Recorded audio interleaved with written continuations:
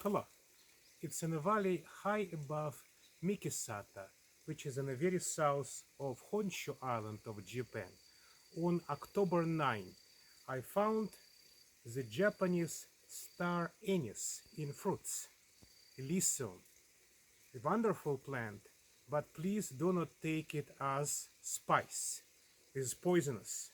So Chinese one is frequently used as spice, and sometimes they try to falsify it with the Japanese one, which resulted in poisoning. So be careful.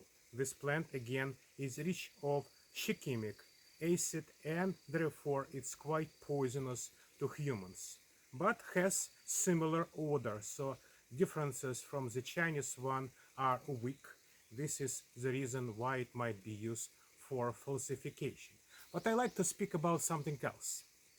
I mean, Elysium as a genus in the past was placed in a magnolia family because flower and fruit is quite similar to magnolias. Today on October 9, you can see fruits of this plant. You can understand quite easy why it was put close to it because fruits are apocarpic. They consist of multiple separate fruitlets, and each fruitlet originate from one pistil of the flower. However, there is a very big and I would say deep difference between magnolias and group of Elysium, Schizandra and many other similar plants. These guys now, both on morphological and molecular ground, put in a very basal branch of flowering plant. You can easily say, well, this is how flowering plant looks in Cretaceous. It's a very old group. This is contemporary with dinosaurs. So dinosaurs probably saw these plants and maybe this poison was at first kind of remedy against dinosaur herbivores. This is quite possible. So why these plants are so separate, being similar to magnolia? It's very easy to see today. Look on their fruits. Sometimes fruits have just 6 parts, 6 elementary fruitlets, which are now opening partly, and some of them show seed within. This is characteristic to the group.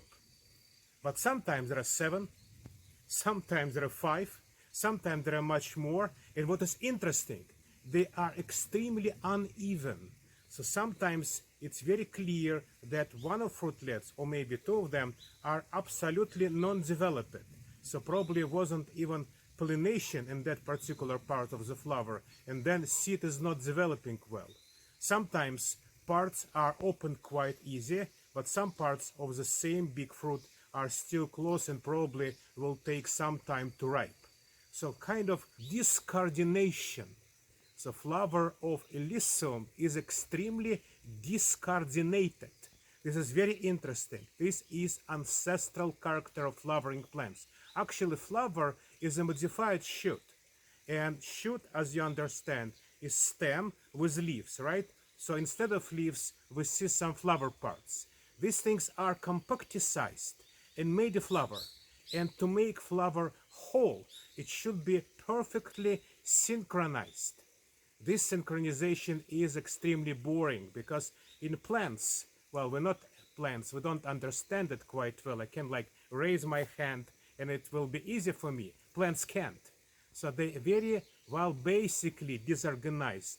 To make new organ, they should spend millions and millions and millions year to make it perfectly synchronized, like probably flowers of higher flowering plants, I mean asters, for example, or orchids. These guys still do well, but still retain this disorganization of the flower. Number of pistil varies, pollination varies. Some parts are non-developed. It's quite similar to what we see in Schizandra and Katsura, similar genera. So umbrella, the most ancestral flowering plant, is similar in that regard. So many of them do not have flower well coordinated within itself.